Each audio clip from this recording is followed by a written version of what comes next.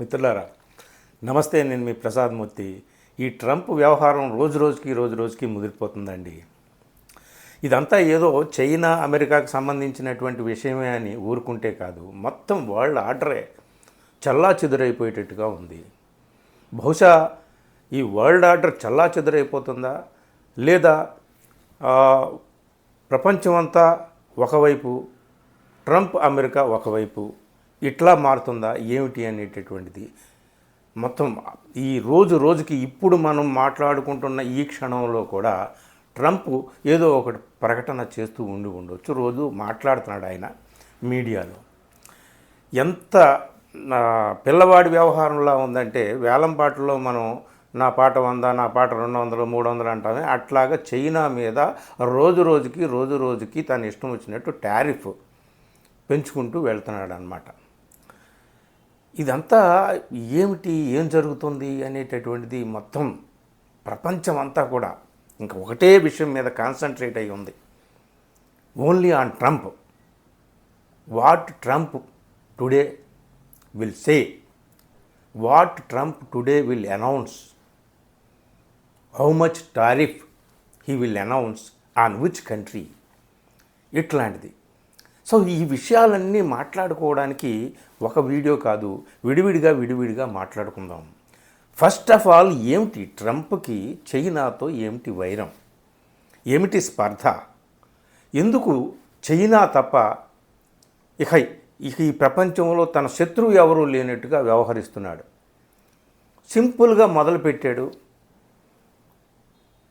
దేశాలన్నీ కూడా మా దేశానికి సరుకులు పంపి మమ్మల్ని దోచుకుంటున్నాయి, మేము 0% టారిఫ్తో వాళ్ళందరినీ కూడా ఆహ్వానిస్తున్నాం, మమ్మల్ని దోచుకు తింటున్నాయి అని చెప్పేసి మొదలుపెట్టాడు. సరే, ఏదో కన్ను తెరుచుకున్నాడు, స్పృహలోకి వచ్చాడు, చైతన్యంలోకి వచ్చాడు. దేశాన్ని కాపాడుకోవాలి, దేశం యొక్క ఎకానమీని కాపాడుకోవాలి, దేశంలో ఉన్నటువంటి ప్రజలను కాపాడుకోవాలి. ఇది ప్రతి ఒక్క దేశానికి ఉన్నటువంటి అధ్యక్షుడి యొక్క ప్రథమ కర్తవ్యం, తప్పులేదు. సరే, వాళ్ళు ఇప్పుడు మేల్కొన్నారేమో అని అనుకున్నాం. 1% నుంచి మొదలుపెట్టాడు. 10% బేసిక్ లైన్ టారిఫ్ అన్నాడు. అంతవరకు బాగానే ఉంది. తర్వాత 1 to 40% ఆయా దేశాల మీద, అన్ని దేశాలకి యూనిఫామ్గా లేదు, 1 to 40%, కొన్ని దేశాలకి కొంత, కొన్ని దేశాలకి కొంత, ఇండియాకి 27%, అట్లా చేసి 34% చైనాకి మాత్రం అని చెప్పాడు. సో చైనా రిటాలియేటరీగా వెంటనే అది కూడా అమెరికా ఇంపోర్ట్స్ మీద సుంకాలు విధించడం అనేటటువంటిది ప్రారంభమైంది.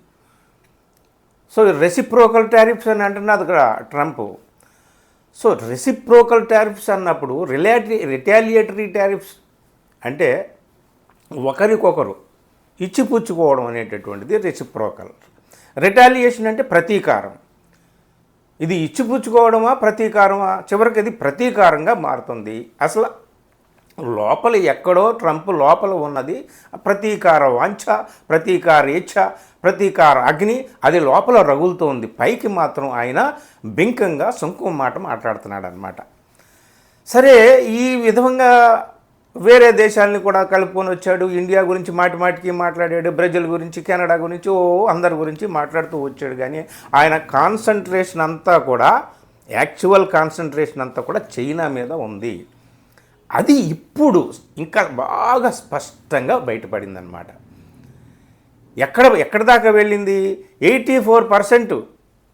సో 34% తర్వాత దాన్ని అలాగుంచి ఇంకో 50% నేను చైనా మీద సుంకాన్ని విధిస్తున్నానని చెప్పేసి ట్రంప్ అనగానే అక్కడ చైనా కూడా మేల్కొని, దానికి చైనా కూడా మేము దేనికైనా సిద్ధమే అని చైనా ఎప్పుడో చెప్పింది కదా.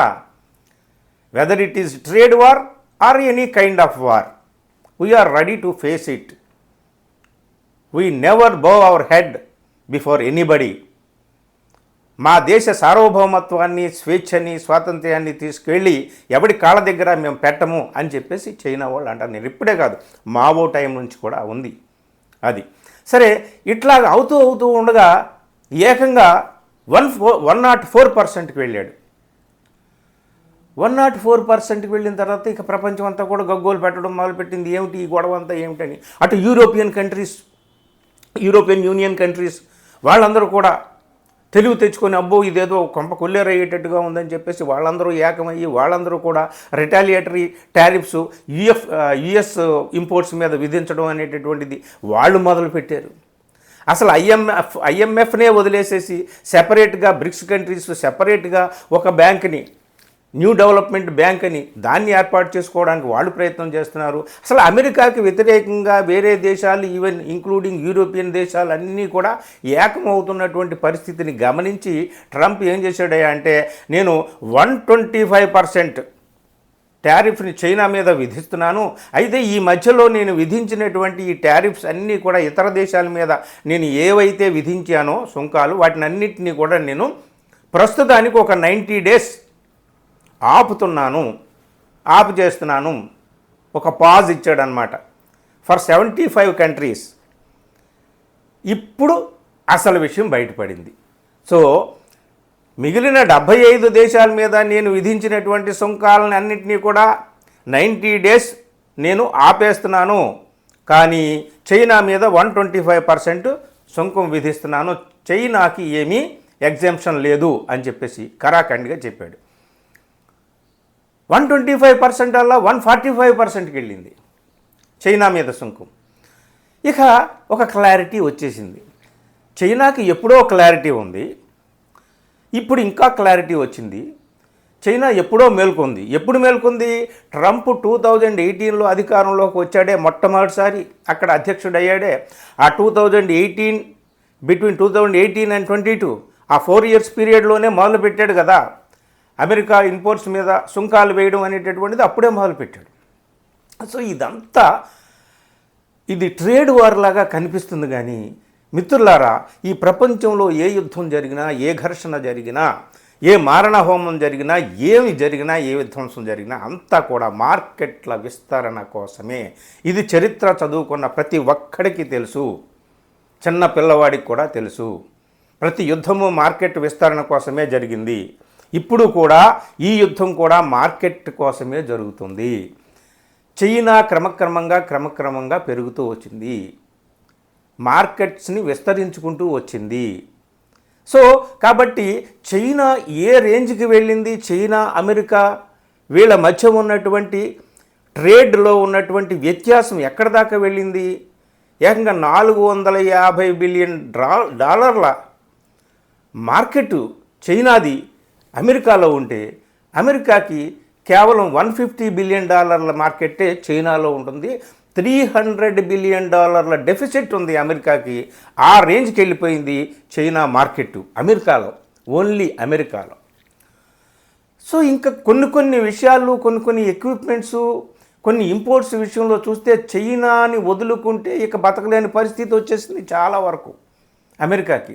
సో ఏమిటి పరిస్థితి అని వాళ్ళు కళ్ళు తెరుచుకొని ఏం చేయాలి, చైనాని కట్టడి చేయాలంటే ఏం చేయాలని చెప్పేసి చైనాని ఏకాకిని చేసి, చైనాని ఈ ప్రపంచ మార్కెట్లో ఏకాకిని చేసి, ఏమైనా సరే చైనాని స్లో డౌన్ చేసి, చైనా మార్కెట్లన్నింటినీ కూడా దెబ్బతీసి, చైనా ఆర్థిక సంక్షోభంలోకి వెళ్ళాలి అనేటటువంటి ఒక లోపల ఏదో ఒక కక్షపూరితమైన ప్రతీకారపూరితమైనటువంటి వ్యూహము, ఉద్దేశము ఏదో ట్రంప్కి ఉండి ఉంటుంది అనేటటువంటిది ఇప్పుడు స్పష్టమవుతుందన్నమాట. ఎక్సెప్ట్ చైనా వీఆర్ రిలాక్సింగ్ అంటే we are exempting all the countries on which we imposed new tariffs. 90 days మేము ఎగ్జామ్ చేసేసాం, ఆపేసాం ఈ కొత్త టారిఫ్స్ అని. ఒక్క చైనాకి మాత్రం ఇప్పుడు లేటెస్ట్గా ఏమిటంటే 145% టారిఫ్ అన్నాడు. అసలు మిగిలిన దేశాలన్నింటినీ కూడా 90 రోజులు ఆపేస్తున్నామని చెప్పాడు. సో దీంతో యూరోపియన్ యూనియన్ దేశాలు కూడా మేము కూడా అంటే రిటాలియేటరీ టారిఫ్స్ ఏవైతే మేము విధించామో వాటిని మేము కూడా ఒక 90 రోజులు ఆపుతున్నామని చెప్పి యూరోపియన్ యూనియన్ కూడా చెప్పింది. వీటినన్నింటినీ అలా పెడితే ఏమిటి అసలు ఒకసారి పరిశీలిద్దాం. అసలు ఏమిటి చైనాకి యుఎస్కి మధ్య ఉన్నటువంటి లవ్ అండ్ హేట్ రిలేషన్ ఏమిటి? చరిత్ర ఒక్క నిమిషం చెప్పుకుందాం. 1949 నుంచి 1972 వరకు మధ్యలో చైనాకి అమెరికాకి ఏమీ సంబంధాలు లేవు. ఎర్ర సైన్యం లాంగ్ మార్చ్ చేసి మావో నేతృత్వంలో అక్కడ పీపుల్స్ రిపబ్లిక్ ఆఫ్ చైనా ఏర్పడిన తర్వాత ఆ చైనాని అమెరికా గుర్తించలేదు. తాయివాన్ని గుర్తించింది కానీ చైనాని గుర్తించలేదు. సో ఒక పక్క Soviet union, second world war తర్వాత చాలా దేశాలు సోవియట్ యూనియన్లో కలిసిపోయాయి. ఈ కమ్యూనిస్టు భూతం మొత్తం ప్రపంచాన్నంతటిని ఆక్రమించుకుంటుందేమో అన్న భయంతో చైనాని దూరం పెట్టారు. అప్పట్లో మావో చాలా ఛాలెంజింగ్గా అమెరికా నువ్వెంత అంటే నువ్వెంత అనేటటువంటి పద్ధతిలో ఉన్నాడు. కాకపోతే దాదాపు 2-2.5 దశాబ్దాల పాటు అటు అమెరికా, సోవియట్ యూనియన్, రష్యా ఈ రెండిటి మధ్య శీతయుద్ధం, కోల్డ్ వార్ జరుగుతూ ఉన్నటువంటి కాలంలో చైనా చక్కగా తన పని తాను చేసుకుంటూ తన దేశాన్ని అభివృద్ధి చేసుకుంటూ అన్ని రకాలుగా దేశంలో ఉన్నటువంటి అన్ని రకాలైనటువంటి అభివృద్ధి కార్యక్రమాలు చేసుకుంటూ దేశాన్ని ఒక స్ట్రాంగ్గా, అంటే వనరుల రూపంలో కానీ, వ్యాపారంలో కానీ, అన్ని రకాలుగా సైనికీకరణలో కానీ అన్ని రకాలుగా కూడా స్ట్రాంగ్గా చేసుకోవడానికి వాళ్ళు చాలా లాంగ్ స్టాండింగ్ వ్యూహాలతో, ప్రణాళికలతో వెళ్తారు చైనా వాళ్ళు అట్లాగా వచ్చారు. సో నెమ్మదిగా 1970 ప్రాంతానికి వచ్చేసరికి, అంటే అంతకుముందు వాళ్ళు కొరియా యుద్ధంలో కూడా దక్షిణ కొరియా వైపు, నార్త్ కొరియా వైపు ఒకళ్ళు అటు ఒకళ్ళు ఇటు, చైనా అమెరికా అట్లా ఉన్నారు. ఏమాత్రం అసలు తగ్గేదే లేదన్నట్టుగా చైనా కూడా ఉంది. కానీ ఇంచుమించు 70కి వచ్చేసరికి కాస్త ఆ ట్రేడ్ రిలేషన్సు, ఆ ద్వైపాక్షికమైనటువంటి చర్చలు, ఆ విధమైనటువంటివి కొంచెంగా అమెరికా వైపు చైనా, చైనా వైపు అమెరికా మొగ్గడం అనేటటువంటిది మొదలైంది. సో మావో ఉన్న టైంలోనే అమెరికా ప్రెసిడెంట్ నిక్సన్ ఒక తొలిసారిగా అమెరికా ప్రెసిడెంటు చైనా విజిట్ చేయడం అనేటటువంటిది జరిగింది. మావో ఆరోగ్యం అప్పటికి క్షీణిస్తూ ఉన్నటువంటి దశలో మావోను కూడా నిక్సన్ కలిశాడు. సో ఆ తర్వాత దాదాపు 71 ఆ ప్రాంతంలో యునైటెడ్ నేషన్స్లో తాయివాన్ బదులు చైనా చేరింది. అంటే ఒక పక్క అటు రష్యాని కట్టడి చేయడం కోసం చైనా అవసరమైంది అమెరికాకి అన్నమాట. అది సో తర్వాత ఈ డెంగ్ జియాఓపింగ్ వచ్చిన తర్వాత, అక్కడ చైనాలో ఆర్థిక సంస్కరణలు చోటు చేసుకున్న తర్వాత చైనా తన ప్రపంచం వ్యాప్తంగా తన మార్కెట్ని విస్తరించుకోవాలనేటటువంటి ప్రయత్నాలు చేస్తున్న తర్వాత అమెరికాతో సత్సంబంధాలు ఏర్పడడం అనేటటువంటిది ప్రారంభమైంది. అమెరికాతో ట్రేడ్ ఒప్పందాలు, పరస్పరం వాణిజ్య ఒప్పందాలు, దౌత్యపరమైనటువంటి చర్చలు, మిలిటరీ పరమైనటువంటి సహకారం అన్నీ కూడా అమెరికా చైనా మధ్య జరగడం అనేటటువంటిది ప్రారంభమైంది. 72 నుంచి ఇది కొంచెం 70 నిక్సన్ తర్వాత 79 మధ్యలో ఈ సుహృద్భావ వాతావరణం అనేటటువంటిది ఏర్పడింది. 79 తర్వాత డెంగ్ జియాఓపింగ్ వచ్చిన తర్వాత ఇంకా బాగా ఈ రెండు దేశాల మధ్య సంబంధాలు బాగా పెరిగినాయండి.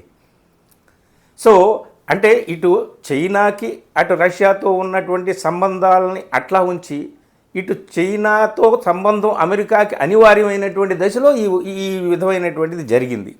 సో జరిగితే ఈ క్రమంలో అమెరికా మొత్తం ప్రపంచం అంతా కూడా తన మార్కెట్ని విస్తరించుకుంటూ వచ్చింది, వ్యాపార సంబంధాలు పెట్టుకుంటూ వచ్చింది. అఫ్కోర్స్ ఇరుగు పొరుగునున్నటువంటి దేశాలతో చిన్న డిస్ప్యూటు చైనాకి ఉంది, ఇండియాతో ఉంది, తైవాన్తో ఉంది. సో ఇట్లాంటి కొన్ని డిస్ప్యూట్స్ సరిహద్దు దేశాలతో ఉన్నప్పటికీ కూడా చైనా మాత్రం అజేయంగా ముందుకు దూసుకువెళ్ళిపోతుంది. ఈ అజేయంగా దూసుకువెళ్ళిపోతూ ఉన్నటువంటి స్థితి ఎక్కడికి వెళ్ళిపోయింది? అమెరికాతో దాదాపు ట్రేడ్ రిలేషన్లో $300 బిలియన్ డెఫిసిట్లోకి అమెరికాని వెళ్ళిపోయేటటువంటి స్థితికి చైనా తీసుకొచ్చింది. ఇదే కాదు, చైనా మిగిలిన దేశాల్లో దాదాపు 120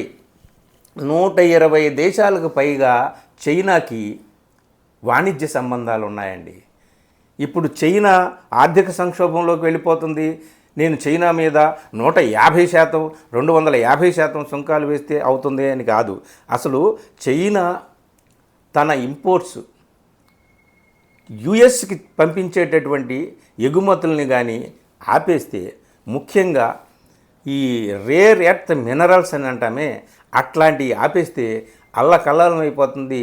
ఇప్పటికే అమెరికా మొత్తం వాటి ఇండస్ట్రీస్లో కానీ, ఫ్యాక్టరీస్లో కానీ, రకరకాల కంపెనీస్లో కానీ దాదాపు 90% రేర్ ఎర్త్ ఎలిమెంట్స్, ఇవన్నీ కూడా ఈ మినరల్స్, ఈ గనులు. అమెరికాలో అయితే ఎర్త్ మైన్స్ 1% ఉంటే ఇక్కడ 90% ఉన్నాయి చైనాలో.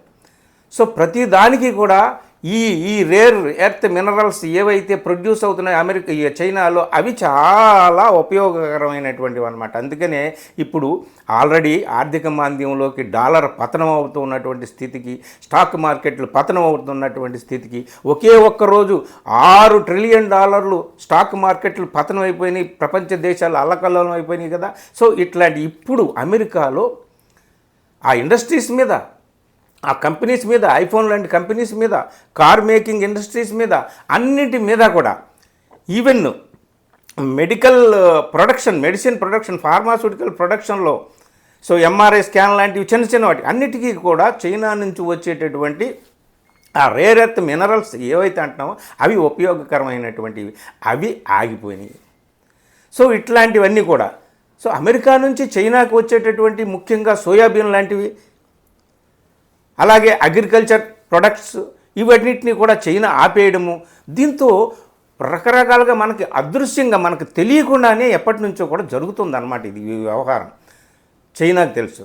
సో ఈ మొత్తం మీద, ఈ మొత్తం ఎపిసోడ్ అంతా చూస్తే ఏమిటి మనకి కనిపిస్తుందంటే, చైనాని ఒంటరిని చేసి, చైనాని ఏకాకిని చేసి, చైనా మార్కెట్లో సంక్షోభం సృష్టించి, చైనాకి ఆర్థిక సంక్షోభం వైపు చైనాని నెట్టడానికి చాలా పెద్ద మాస్టర్ ప్లాన్ వేసి, చైనా అగ్రగామి దేశంగా ఎదిగిపోతుంది కాబట్టి చైనాకి ఏదో రకంగా సంకెళ్ళు వేయాలి అని చెప్పి ఊహించి ట్రంప్ ఇవన్నీ చేస్తున్నాడేమో అని అనిపిస్తుంది. లేకపోతే మిగిలిన దేశాలన్నింటి మీద విధించినటువంటి సుంకాలని ప్రస్తుతానికి ఆపి ఒక్క చైనా మీదే వేయడం ఏంటి? సో ఇవన్నీ కూడా పక్కన పెడితే, ఇప్పుడు ఏం ప్రమాదం ముంచుకొచ్చింది అమెరికాకి? చైనాకి ఏం ప్రమాదం ముంచుకు రాలేదు. చైనాతో చేతులు కలపడానికి, ఇంక్లూడింగ్ ఇండియాతో సహా, యూరోపియన్ యూనియన్ దేశాలతో సహా, బ్రిక్స్ కంట్రీస్తో సహా అన్నీ చైనాతో చేతులు కలపడానికి ఇప్పుడు సిద్ధంగా ఉన్నాయి, ఇంక్లూడింగ్ రష్యా. సో ఏమవుతుంది? వరల్డ్ ఆర్డర్ మారిపోతుంది. అమెరికా చేతిలో నుంచి అన్ని దేశాలు జారిపోయేటటువంటి ప్రమాదం ముంచుకొస్తుంది. ఒక పక్క దేశంలో వ్యతిరేకత వెల్లువెత్తుతుంది. ఇప్పటికే దేశంలో అనేక ప్రొడక్ట్స్ రేట్లు విపరీతంగా పెరిగిపోతున్నాయి. సో దీన్ని తట్టుకోలేక ట్రంప్ దిగొచ్చి ఏం చేశాడంటే, మిగిలిన దేశాల మీద అన్నిటి మీద నేను విధించినటువంటి టారిఫ్స్ అన్నింటినీ కూడా ప్రస్తుతానికి నిలిపేస్తున్నాను 90 రోజులు, ఒక్క చైనా అని తప్ప అని చెప్పి. సో ఇప్పుడు ఈ దేశాలన్నీ కూడా ఏం చేస్తాయి ఏమిటి అనేటటువంటిది మల్లగుల్లాలు పడుతున్నాయి. ఏ దేశానికి ఆ దేశమే, ఇదిగో చైనాకి 150% ఉంది, మనకు 27% కదా అని మనం సంతోషించవచ్చు. కానీ ఎవరి ఎకానమీ మీద ఎంత దెబ్బ పడుతుంది అనేటటువంటిది, వాళ్ళ ఎకానమీ ఎంత అనేటటువంటి దాని మీద ఆధారపడి ఉంటుంది. దాదాపు $25 ట్రిలియన్ ఎకానమీ వాళ్ళకి అమెరికాకు ఉంటే, దాని తర్వాత నెక్స్ట్ ఇక చైనా. సో కాబట్టి ఈ చైనాని ఏ విధంగానైనా అడ్డుకోవాలనే ప్లాన్ ఒకటే అని చెప్పేసి మనకు అర్థమవుతుంది. అందుకనే మిగిలిన దేశాల విషయంలో వెనక్కి తగ్గి చైనా మీద దూకుడుగా ఉన్నాడు ట్రంప్. కానీ చైనాని నేను దెబ్బతీయాలని అనుకుంటున్నాను అనుకొని తనను తానే దెబ్బ తీసుకుంటున్నాడా? తన దేశంలో తానే సంక్షోభం సృష్టించుకుంటున్నాడా? తన దేశ ప్రజలకి తానే విలన్గా మారుతున్నాడా? లేదు ప్రపంచ దేశాలకు అన్నింటికీ కూడా విలన్గా మారుతున్నాడా? ట్రంప్ ఏం చేస్తాడు, ఏమి ఆలోచిస్తాడు ఏమో కానీ ప్రస్తుతానికైతే ఇది చైనా వర్సెస్ యుఎస్ వార్ లాగా కనిపిస్తున్నప్పటికీ కూడా ఇది ట్రంప్ వర్సెస్ చైనా వార్గా కూడా అవుతుంది. ఈ పరిణామాలు ఎలా దారితీస్తాయో ఏమో కానీ ప్రస్తుతానికి మాత్రం చైనా తగ్గేదే లేదు అంటున్నది అనమాట. ఏ మాత్రం తగ్గేదే లేదు. ఎప్పుడో మావో జెడుంగ్ ఆయన మాట్లాడినటువంటి ఆ వీడియోలన్నీ ఇప్పుడు వైరల్ అవుతున్నాయి. అసలు ఇంకొక విషయము, చైనా మీద రకరకాల వ్యాఖ్యలు చేయడం మొదలుపెట్టారు అమెరికా నాయకులు, అమెరికా అంబాసిడర్సు, చిన్న చిన్న నాయకుల నుండి వైస్ ప్రెసిడెంట్ దాకా అందరూ కూడా వ్యాఖ్యలు చేయడం మొదలుపెట్టారు చైనా మీద. అలాగే చైనా కూడా దూకుడుగా అమెరికా మీద అదే రకమైనటువంటి వ్యాఖ్యలు చేయడం మొదలుపెట్టారు. ఈ వ్యాఖ్యలు, ఈ సుంకాలు, ఈ ఘర్షణలు, ఈ పోరాటాలు, ఈ వైరుధ్యాలు ఎటు దారితీస్తాయి? అల్టిమేట్గా యుద్ధం వైపే దారితీస్తాయి. నిజంగా యుద్ధం వచ్చేటటువంటి ప్రమాదం ఉందా లేదా ఏమో తెలియదు. కానీ ప్రస్తుతానికి రేపు ఏం చేస్తాడు, ఇంకో గంటలో ట్రంప్ ఏం చేస్తాడు అనేటటువంటిదే చాలా ప్రపంచానికి అందరికీ కూడా చాలా ఉత్కంఠ కలిగించే విషయంగా మారింది. చూద్దాం రేపు ఎలాంటి వార్త వస్తుందో. కాకపోతే దీని మీద ఇతర దేశాలు ఏం చేస్తున్నాయి, ఎలా ఆలోచిస్తున్నాయి అనేటటువంటి దాని మీద కూడా మనం ఒక వీడియోలో వరుసగా సిరీస్ ఆఫ్ వీడియోస్ మాట్లాడదాం. ఇది మిత్రులారా ప్రస్తుతానికి China versus US. China versus US అనే కంటే చైనా వర్సెస్ ట్రంప్ అనడమే మంచిది. చూద్దాం నెక్స్ట్ స్టెప్ ట్రంప్ది ఎలా ఉంటుంది, దానికి రిటాలియేటరీగా చైనా స్టెప్ ఎలా ఉంటుంది ఏంటి అనేది. వీడియో నచ్చితే మిత్రులకు షేర్ చేయండి. Thank you very much. నా ఛానల్ని ఇంకా సబ్స్క్రైబ్ చేయకపోతే ఇప్పటికైనా చేసుకోండి మిత్రులారా, ఇది నా రిక్వెస్ట్. Thank you.